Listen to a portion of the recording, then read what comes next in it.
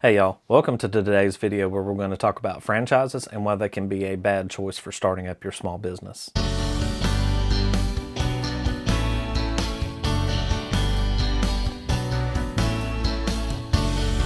So today we want to talk about franchises, what they are, what the good points and the bad points are, and why they may not be a good choice for starting up your small business. So a franchise is a locally owned outlet of a nationally known brand. So if any of you have seen the movie The Founder with Michael Keaton starring as Ray Kroc, one thing in that movie that stood out to me was that he eventually came to the conclusion that instead of owning all of his own restaurants, that he could save a ton of costs and have the local owners actually front the cost for everything, and they simply paid him a franchise fee.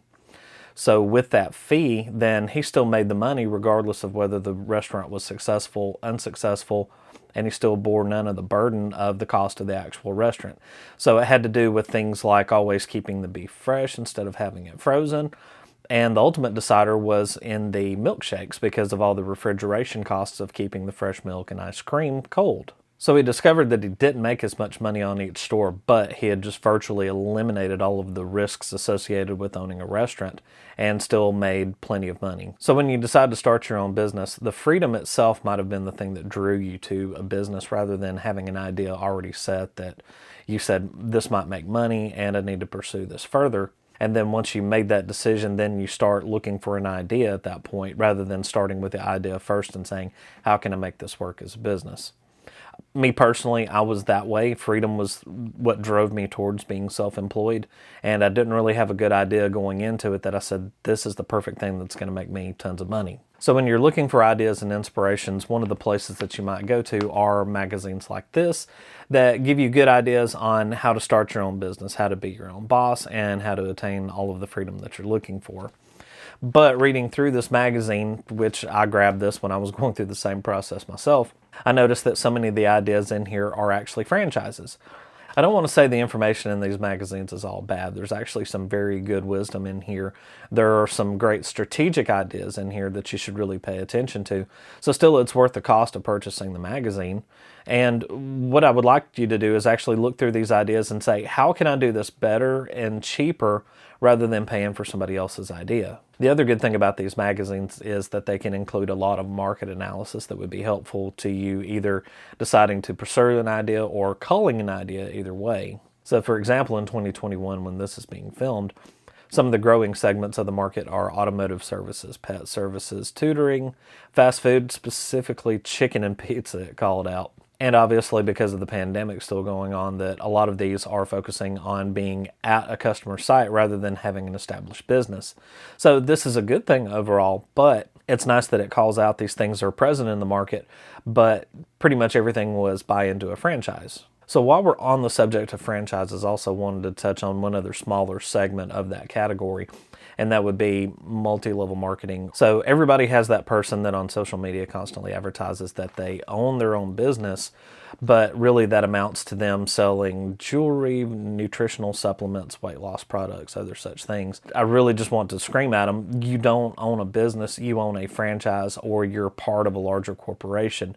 This wasn't your idea that you started up. So one thing about these is that they don't focus so much on the product that you sell. The company actually enjoys most of the benefit from being able to have the profit margin in there. They're selling to you at cost. Their cost is extremely low because they're either offshore manufacturing it or some other method. The company themselves are still making the bulk of the profit on the products that you sell because they are keeping their cost extremely low and they only have to sell to you. They don't have to do the marketing and sales to get it to the broader general public. They only have to sell to you. And so the money that they make is based on that price. So you'll notice that the price between what you're paying and what you can sell them for is a much slimmer margin. These types of businesses also focus heavily on recruiting people, and the more people that you have under you, that's where you really start to make money in these instead of just pure product sales. So in essence, you're not really a sales consultant, you're a manager of people pretty close to right off the bat. I bring up this topic because they're heavily marketed as owning your own business, being your own boss, but there are a lot of restrictions in there, and if you've watched the recent show on Amazon about a certain legging manufacturer, then you'll kind of understand what the pitfalls are. It wasn't that there were really problems, really until there were quality issues with the product being sold and no recourse. Basically, you paid that money and sorry, there's no no guarantee behind it. We won't replace them. We won't do anything else. The quality of manufacturing slowly decreased just to match production. Another problem that these businesses have is that they tend to market to your friends and family, your social circle. These people shouldn't be your target market. They should be providing feedback to you rather than just simply handing you money for a product. That's fine if they want to help you out and support your business, but really the more value that they can provide and not sacrifice your friendship or a good relationship with them would be for them to provide feedback. Next, I want to talk about how franchises can present themselves and how you can recognize that this might be something that you're buying into or being attracted into buying into. So usually the first lead-off phrase are territories are now available. Another thing that you might see is a high buy-in cost. And going along with that, the push or the pressure to borrow money to pay the startup cost. So to get caught up in all of the excitement that you just want to be a part of this growing team, be your own boss, make tons of money, and go borrow money as an investment because this is just an investment in your future. What they don't tell you is that you are required to basically be a captive market. You can only buy products from one manufacturer from them because after all, you paid them a lot of money to be a part of this, and they're giving you exclusive, great products that you can then be a spokesperson for and tell everybody else how wonderful they are and sell lots of it. I've said a few bad things, but now I want to say something good. A lot of times when you're in one of these organizations, then they've already done a lot of product and market research that you don't have to do. They know what will sell, and they're putting it out there. So next we arrive at the logical conclusion, and I even had this idea. So what I'd like to suggest is maybe a better approach. So when you're looking through this magazine trying to find ideas of what to start up a business in, then look closely. So some of these you might have a natural aptitude towards. The key thing that you want to do here is to look for opportunities that you could do it cheaper. For instance, one of the opportunities in here was starting your own landscaping business, spraying chemicals, so basically herbicide or fertilizer. And the startup business required you to buy a brand new truck, a brand new trailer that had all of their equipment. Basically everything was a pre-made turnkey business that you spent roughly about $100,000 on. So why couldn't you do the same by purchasing from a supplier? By the way, there are local chemical suppliers that can provide you with exactly what you need and what works in your area. You can absolutely buy a used truck and most of the equipment from local suppliers and save a ton of money based on the franchise fee, and then you spend that money and it doesn't take you as long to recoup that initial investment. So out of the magazine, one of the best ideas that I found was actually for an auto appraisal service. And the great thing about this was that not only was the territory that I live in available, the territory that was adjacent to me where I really wanted to work was also available, and the buy-in cost was relatively low. So for this buy-in cost, it's not that it was exorbitant and you had to spend a ton of money to get very little.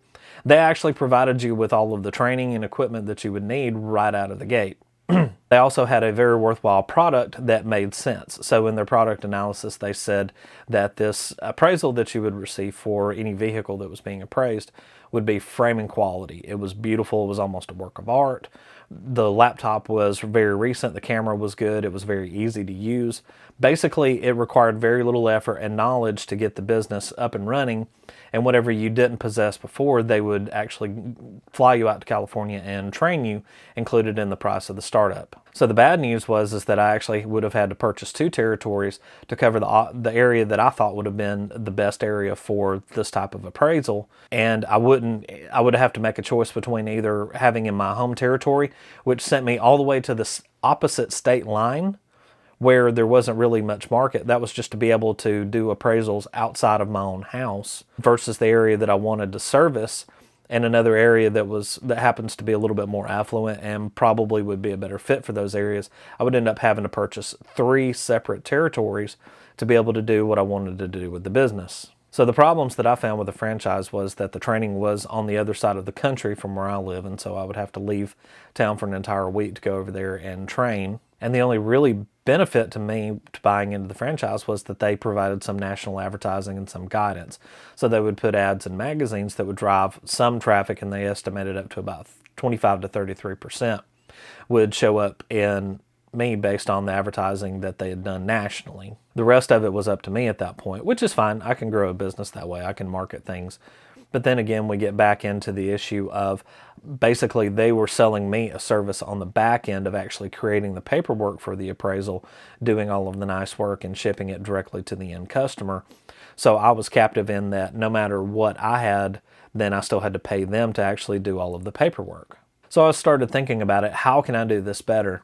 I realized that having an IT background and having pretty good familiarity with cars themselves, that I could purchase the equipment myself at quite a discount. I can actually make graphics that look on par with everything that they're doing, but I wondered how much of their market research indicated that customers really wanted something that they could frame that has a number of how much their car's worth on it. I realized that most of the value in what was being sold here was the number on the car, because you're either going to sell the car with this value and say this is a fair value of what this car is worth, or in terms of insurance, what they would pay you in the event of loss or collision or anything like that. The value of the car itself was really the value. So in using this to start my own business, I realized that customers may not want something that's framing quality. They really just are after the value of the car itself. So in other videos, I've talked about Lean Six Sigma principles.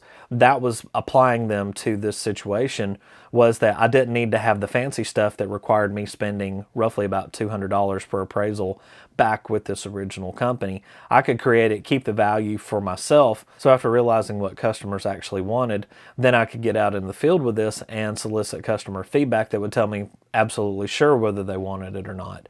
If they did want it, then I could produce something of that quality. I can also work with a graphic designer and get what they're looking for a much cheaper cost than what I could go back to this company for. The bottom line is that instead of making the paperwork that I gave the customer look nice, the time should be spent in making sure the value was as accurate as I could make it. The other advantage to this is that I can start with a more competitive price than what this company was suggesting, because I'm not having to be concerned with the margin between what I have to pay them for an appraisal and what I can charge my customer for an appraisal. I get to keep 100% of that because it's all of my intellectual property. So all of this is to say that franchises are bad, but they can make money. So instead of going out and borrowing money to buy into a franchise, a better approach might be I come up with my own idea, or I just start into an opportunity where I generate enough capital to be able to buy in with my own money. 9 times out of 10, I think you're probably going to make a different decision on spending your own money versus going out and borrowing somebody else's to start a franchise. So what I'd like you to take away from this video is that when you buy a franchise, you might indeed be a small business owner, but what you really own is their formula. Their formula might be successful, but with a little work, you can absolutely improve on it and make it your own without any of the restrictions, territory restrictions, or rules that they place on you that you can't violate, or they'll revoke your franchise. You can't even typically call a franchise business whatever you want, or even sell competing products that you believe personally are on par with or better than the products that you're required to sell by the franchise agreement. So the real question is, what do you really own when you purchase a franchise? And was it really worth the amount that you borrowed or paid?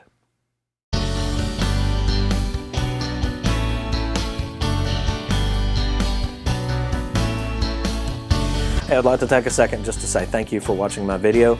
Make sure you please like and subscribe, and when you get a moment, check out my website, CameliaStartup.com.